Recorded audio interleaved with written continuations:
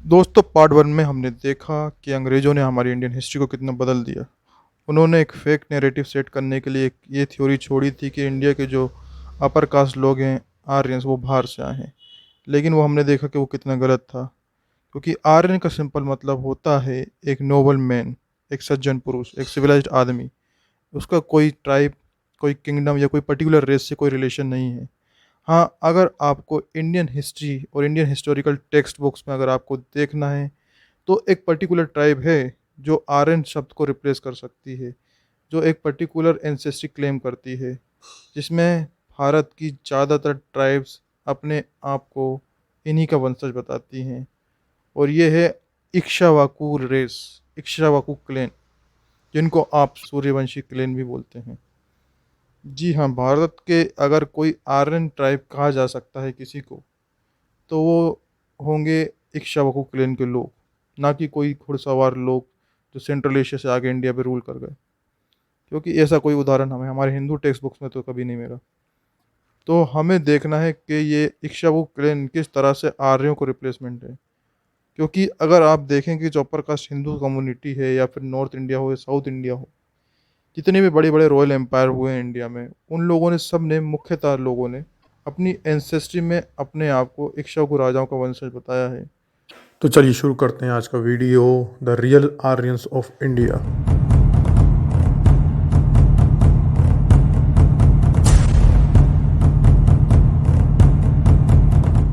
Indian history में कोई Aryan tribe है तो वो है इक्ष्वाकु क्लैन।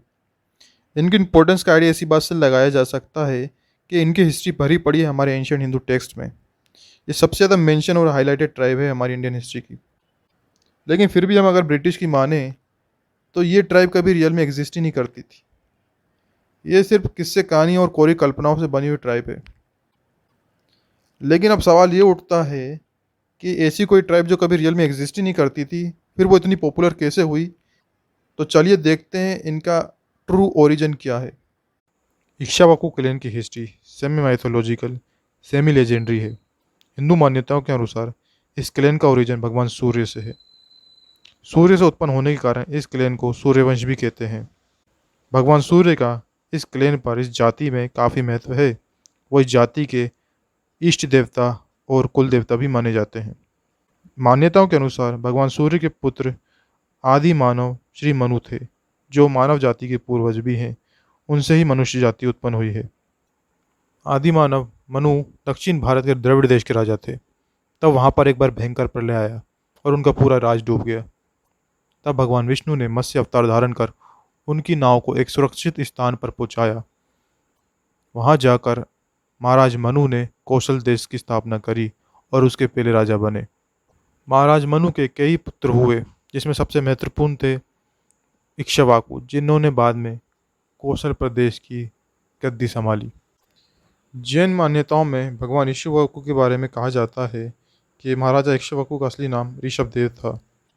एक बार वो जंगल में शिकार करने निकले और बहुत ज़्यादा थकने के कारण वो मरने ही वाले थे। तब उन्होंने इक्षु का रस पिया और अपने प्राण बचाए। इक्षु यानी गन्ना, शुगर केन। इसी कारण इनको इक्ष्वाकु कहा जाने लगा। दूसरी कहानी के अनुसार इन्होंने अपनी प्रजा के लोगों को इक्षु से शक्कर बनाने की प्रक्रिया सिखाई थी, इसलिए इनको इक्ष्वाकु नाम से प्रसिद्धि प्राप्त हुई। ये कहानियाँ, किससे, थोड़े मनगढ़ंत, थोड़ी माइथोलॉजिकल लगते हैं। इसी कारणवश इस डायनेस्टी को, इस क्लेन को, इस जाति को एक माइथोलॉजिकल और मनगढ़ंत कहानी बताया गया है। असल में ऐसा नहीं है। इक्ष्वाकु क्लेन की रियल हिस्ट्री छुपी है इनकी माइथोलॉजिकल हिस्ट्री में ही। अगर हम देखें कि इसमें सबसे इम्पोर्टेंट पॉइंट है हमारे पास इनका प्लेस ऑफ ओरिजिन। इनका प्लेस ऑफ ओरिजिन कौशल प्रदेश को बताया गया है, जो एक इम्पोर्टेंट लिंक भी है, और जो ये बताती है कि ये असल में ईस्टर्न यूपी के आसपास सेटल हुई ट्राइब थी। क्योंकि दुनिया की तमाम सभ्यताएं किसी न किसी नदियों के पास ही बसी हैं, और इसी तरह इक्ष्वाकु क्लैन भी एक बहुत महत्वपूर्ण नदी के आसपास बसी थी, जिसका नाम था गंगा। अब आप समझ सकते हैं गंगा नदी का महत्व हमारे हिंदू धर्म में इतना क्यों है। क्योंकि हमारी सबसे बड़ी और आज की जो सिविलाइजेशन है, जो इक्ष्वाकु राजाओं ने बसाई थी, वो गंगा किनारे ही सेटल हुए थे। दूसरा इंपॉर्टेंट पॉइंट हमें मिलता है इनके नाम से ही, जो है इक्ष्वाकु। ऐसा मालूम पड़ता है कि ये लोगों का नाम निकला है इक्ष्वाकु से, जो है गन्ना। तो इसका अनुमान ये लगाया जा सकता है कि ये असल में गन्ना फार्मिंग कम्युनिटी रही होगी इंडिया की, जिन्होंने भारत में गन्ना खेती प्रारंभ करी होगी। इसमें एक आश्चर्यजनक पॉइंट ये है कि भारत में गन्ना खेती असल में ईस्टर्न इंडिया से ही स्टार्ट हुई है, गंगा किनारे एरिया से। तो जाहिर सी बात है, आसपास की दूसरी जनजातियाँ इनको इक्ष्वाकु कहती होंगी, क्योंकि ये गन्ने की फार्मिंग से जुड़े हुए लोग थे। लेकिन अब मुद्दे की बात यह है कि ये ट्राइब कितनी पुरानी है। खैर, जैसा कि मैंने आपको पहले भी बताया कि ज़्यादा पुरानी हिस्ट्री ट्रेस करना बहुत ही मुश्किल होता है। आप सिर्फ आंकड़ा नहीं लगा सकते हैं ये ट्राइब कितनी पुरानी होगी। अगर हम फार्मिंग के पर्सपेक्टिव से देखें तो हम ये कह सकते हैं कि इंडिया में जो शुगर कैन कल्टीवेशन था, जो गन्ने की खेती है, वो काफ़ी पुराने समय से चली आ रही है। तो हम अगर कम से कम भी एक रफ फिगर भी लेके चलें तो ये ट्राइब कम से कम 3000 BC के आसपास वजूद में आ चुकी थी।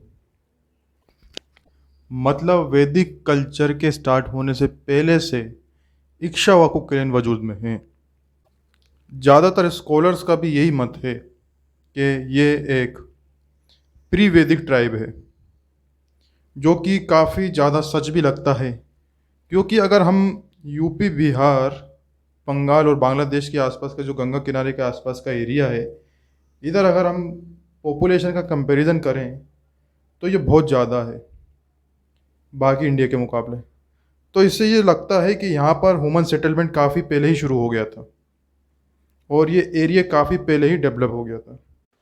और अगर हम इनके टाइम पीरियड को कंसीडर करें तो हमें पता चलता है कि ये कंटेम्प्रेरी थे इंडस वैली सिविलाइजेशन के।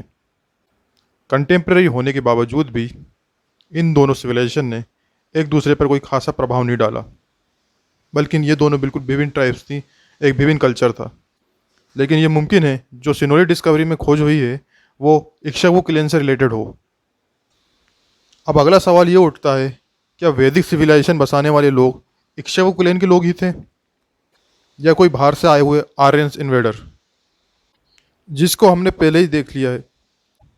हमें कोई आर्यन इन्वेजन नाम से कोई पुख्ता प्रमाण नहीं मिलते कि ऐसा कोई इन्वेजन कभी इंडिया में हुआ। ये एक थ्योरी पे बेस्ड अनुमान है जो गलत भी हो सकता है। इसलिए हम ये नहीं कह सकते कि जो वैदिक सिविलाइजेशन थी बाहर से आए हुए लोगों ने बसाई थी, बल्कि इसका उल्टा ये प्रतीत होता है कि वैदिक सिविलाइजेशन बसाने वाली जो ट्राइब थी वो इक्ष्वाकु क्लैन के अलावा कोई और ट्राइब नहीं हो सकती। दोस्तों, इस संदर्भ में मैं आपको एक इम्पोर्टेंट लिंक बताने जा रहा हूँ जो काफ़ी इंटरेस्टिंग भी है। वो ये है कि जो इक्ष्वाकु डायनेस्टी है वो अपनी एंसेस्ट्री क्लेम करती है आदि पुरुष श्री मनु महाराज से, जिनका पूरा नाम आदि मानव मनु है। ये इस डायनेस्टी के साथ साथ सारी मनुष्य जाति के पूर्वज हैं, इसलिए इनको फादर ऑफ मैनकाइंड भी बोला जाता है। अब देखने वाली बात यह है कि जो वेस्टर्न सिविलाइजेशन है और जो एब्राहमिक रिलीजन्स हैं वो भी अपनी एंसेस्ट्री एक पर्टिकुलर मेल से क्लेम करती हैं, जिनका नाम है प्रॉफेट एडम। अब यहाँ बहुत इंटरेस्टिंग चीज़ ये है, जो ये वर्ड एडम है, ये जो नाम एडम है, वो असल में आदि मानव का ही करप्ट और आशुद्ध वर्जन है। सिंपली ये जो वर्ड एडम है ये आदि मानव से ही निकला है। उसी तरह आदम, आदमी, आदमा, एडम, ये सब वर्ड आदि मानव से ही निकले हैं। मतलब ये जो इंडिया के आदि मानव मनु हैं वही वेस्ट में जाके एडम बन गए, उन्हीं का नाम एडम बन गया। मतलब ये इंडिया से लिया गया है। तो अब आप समझ सकते हैं कि इंडिया ने इनको इन्फ्लुएंस करा है। तो ये जो वैदिक कल्चर है, हिंदू कल्चर है, ये असल में ईस्ट से वेस्ट वर्ड माइग्रेट करके गया है, ना कि वेस्ट से ईस्ट। उसी तरह जो इनका दूसरा नाम है मनु, उससे ही आज इंग्लिश वर्ड मैन निकला है। इसलिए जो इंडो यूरोपियंस लोग हैं वो असल में India to Europe, Indo European है, ना कि यूरोपो इंडियन। इसके अलावा अगर हम आज वेस्ट एशिया में यजीदी लोगों को देखें तो वो मोर की पूजा करते हैं, जो वहाँ पाया ही नहीं जाता, वो सिर्फ इंडिया में पाया जाता है। इसीलिए ये मानना गलत नहीं होगा कि ये आज से 2000 साल, 3000 साल पहले इंडिया से ही माइग्रेट करके वेस्ट में गए होंगे।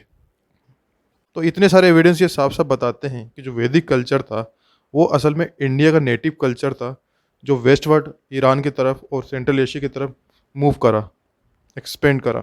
तो इस बात को अब कहने में कोई भी शक नहीं है कि जो वैदिक सिविलाइजेशन थी उसको बसाने वाले लोग इंडिया के अंदर के ही थे, और जो इक्ष्वाकु क्लैन के अलावा और कोई ऐसी ट्राइब नहीं हो सकती, क्योंकि जो वैदिक कल्चर है वो मेनली डेवलप हुआ है गंगा के पास। ये तो रही लैंग्वेज की बात। इसके साथ साथ जो हमारा जेनेटिक है, डीएनए है, R1A, वो भी वेस्टवर्ड माइग्रेट करा है। इस बात को भी हम आगे जाके प्रूव कर देंगे कि ये असल में रिलेटेड है इक्ष्वाकु क्लैन के। इसके बाद इक्ष्वाकु क्लैन ने एक बहुत बड़ी सिविलाइजेशन को जन्म दिया, जो दुनिया की one of the oldest living civilization में से एक है, जिसको हम कहते हैं वैदिक सिविलाइजेशन, जो बेस्ड है वेदास पे, जिसका मतलब होता है नॉलेज। लेकिन अगर हम देखें तो जो वेदास हैं वो असल में रिलीजियस टेक्स्ट हैं, मतलब पूजा पाठ से रिलेटेड हैं। वो उसमें ज़्यादा इंपॉर्टेंट कोई हिस्ट्री का नॉलेज हमें नहीं मिलता है। जिस समय दुनिया की बाकी बड़ी सभ्यताएं नष्ट हो रही थी, उस समय तो इंडिया में वैदिक सिविलाइजेशन फल फूल रही थी। इसका एक बड़ा कारण था, जो इसको बसाने वाले लोग थे इक्ष्वाकु, वो बहुत अच्छे वॉरियर्स थे, तो वो अपनी सिविलाइजेशन को डिफेंड कर पाए। इसलिए हमने कहा जो सिनोली की जो वॉरियर्स क्रेस की जो डिस्कवरी हुई है वो हो सकता है इक्ष्वाकु क्लैन से रिलेटेड हो। और ये भी मुमकिन है जब वैदिक सिविलाइजेशन और इक्ष्वाकु क्लैन वेस्टवर्ड एक्सपेंड कर रही थी, और जिस टाइम इंडस वैली सिविलाइजेशन ख़त्म हो रही थी, उस टाइम दोनों सिविलाइजेशन का एक तरह से जो इंडस वैली सिविलाइजेशन के बचे हुए लोग थे, उन्होंने भी वैदिक सिविलाइजेशन को एक्सेप्ट कर लिया। तो ये मुमकिन है कि जो बचे हुए इंडस वैली सिविलाइजेशन के लोग भी थे, वो भी बाद में वैदिक सिविलाइजेशन में घुल मिल गए होंगे। वैदिक सिविलाइजेशन में जो इक्ष्वाकु क्लैन थी वो एक ट्राइबल ग्रुप से निकलकर उसने एक बड़ी सभ्यता का रूप ले लिया था, जिसमें काफ़ी अच्छे अच्छे डेवलपमेंट्स देखने को मिले, सोशल लेवल पे, इकोनॉमिकल लेवल पे, फार्मिंग लेवल पे, डिफरेंट डिफरेंट लेवल पे। वैदिक सिविलाइजेशन का ओरिजिन अराउंड 2000 BC के आसपास मान सकते हैं। उसके बाद ये डेवलप होना चालू हो गए थे एक सिविलाइजेशन के रूप में, क्योंकि बहुत दिनों तक तो वेदास को ओरली बताया जाता था जनरेशन टू जनरेशन, इनके लिखे जाने से पहले। इनका एक अनुमान, रफ एस्टिमेट लगाया गया है कि ये 1400 के अराउंड, 1400 BC के अराउंड लिखे गए। उससे पहले ये वर्बली बताए जाते थे। जबकि हम अगर देखें तो वैदिक कल्चर का जो मेन सेंटर रहा है, जहाँ पर इसका डोमिनेंस था, वो था वाराणसी और अवध रीजन के अराउंड, ईस्टर्न यूपी। और यहाँ के लोगों ने इस कल्चर को जीवित रखा।